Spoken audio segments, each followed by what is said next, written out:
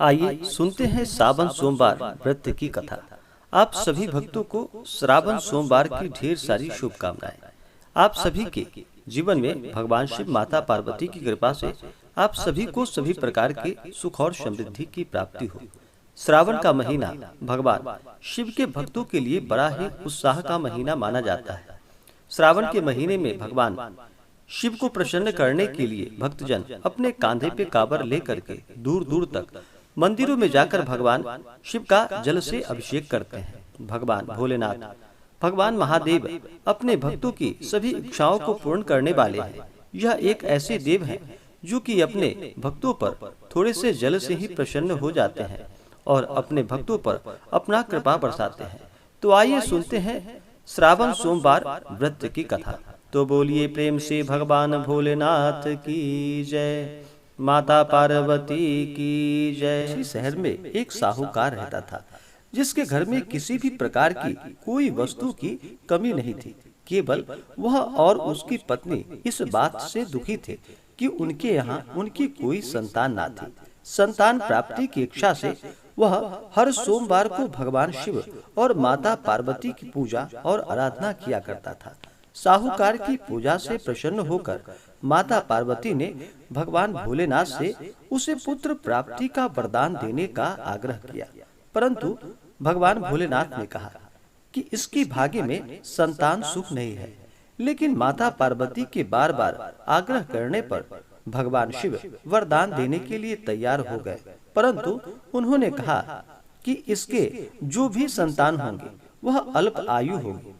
भगवान भोलेनाथ वरदान से साहूकार के घर में एक पुत्र का जन्म हुआ। साहूकार को पता था कि उसका पुत्र अधिक समय तक जीवित नहीं रह पाएगा। जब साहूकार का पुत्र 11 वर्ष का हो गया तो उसने उसके मामा के साथ शिक्षा प्राप्ति के लिए काशी भेज दिया गया। साथ ही जाने से पहले अपने पुत्र से कहा कि रास्ते में जहाँ भी रुके वह ब्राह्मणों को भोजन कराकर दक्षिणा दे और यज्ञ करे। साहूकार का पुत्र और मामा जब रास्ते में जा रहे थे तो एक नगर के राजा की बेटी की शादी होने वाली थी, परंतु जिस राजकुमार से उसका विवाह होने वाला था वह एक आंख से काना था और राजा को इस बात का पता नहीं था। तब राजकुमार के पिता ने इस बात का फायदा उठाते हुए अपने काने बेटे की जगह साहूकार की बेटे को दुल्हा बनाकर बैठा दिया और उसी के साथ राजकुमारी का विवाह हो गया। परंतु काशी से निकलने का समय आया था। साहूकार के पुत्र ने राजकुमारी की चुनरी यानी कि दुपट्टे पर सच्चाई लिख दी कि तुम्हारा विवाह तो मुझसे हुआ है, लेकिन जिस राजकुमार के साथ तुम ससुराल जाओगी वह एक आंख से काना है। राजकुमारी ने यह बात जानकर काने राजकुमार से अपना विवाह तोड़ दिया। इसके बाद जब साहूकार का बेटा और मामा काशी पहुंच गया तो वह 16 साल का हो चुका था। 16 साल का होते ही उसकी तबीयत बिगड़ने लगी।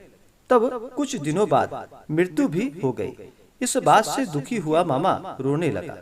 उसी दौरान भगवान शिव और माता पार्वती वहां से गुजर रहे थे। तब भगवान शिव जी ने मृतक बच्चे को देखकर कहा कि यह तो उसी साहूकार का बेटा है।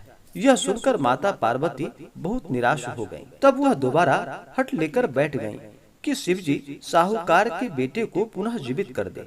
देवी पार्वती की बार बार ऐसा करने पर भगवान शिव जी ने व्यापारी के पुत्र को दोबारा जीवन दान दिया। अपने शिक्षा पूर्ण करने के बाद वह मामा के साथ दोबारा अपने शहर जा रहा था तो रास्ते में उसी जगह जहाँ रुका था, जहाँ पर उसका विवाह राजकुमारी से करा दिया गया था, तब वहीं पर वह यज्ञ करने लगा। तब राजा ने साहूकार के पुत्र को पहचान लिया और खूब सारा धन देकर अपनी राजकुमारी के साथ उसे विदा कर दिया। जब साहूकार को यह बात की पता चली तो वह खुशी से फूला नहीं समाया। उसी रात साहूकार के सपने में भगवान शिव जी आकर बोले कि मैंने तुम्हारे सोमवार व्रत करने और व्रत कथा सुनने से प्रसन्न होकर ही यह फल तुम्हें प्रदान किया है और तुम्हारे बेटे को दीर्घायु का वरदान भी प्रदान किया है। इस प्रकार मान्यताओं के अनुसार सावन सोमवार के दिन भगवान शिव जी का विशेष पूजन करने से, कथा श्रवण करने से भगवान शिव जी की कृपा से अवश्य ही व्यक्ति की सभी प्रकार की मनोकामनाएं पूर्ण होती है। तो आशा करता हूँ कि जानकारी आपको अच्छा लगा हो। ऐसे ही जानकारियाँ प्राप्त करते रहने के लिए हमारे इस चैनल पे अगर आप नए हैं तो चैनल को लाल बटन दबा करके सब्सक्राइब करें, साथ में बेल आइकन घंटी को दबाएं, वीडियो को लाइक और ज्यादा से ज्यादा शेयर करें ताकि दूसरे भक्तजन भी इसका लाभ उठा पाए। मिलते हैं फिर अगले वीडियो में, तब तक के लिए धन्यवाद।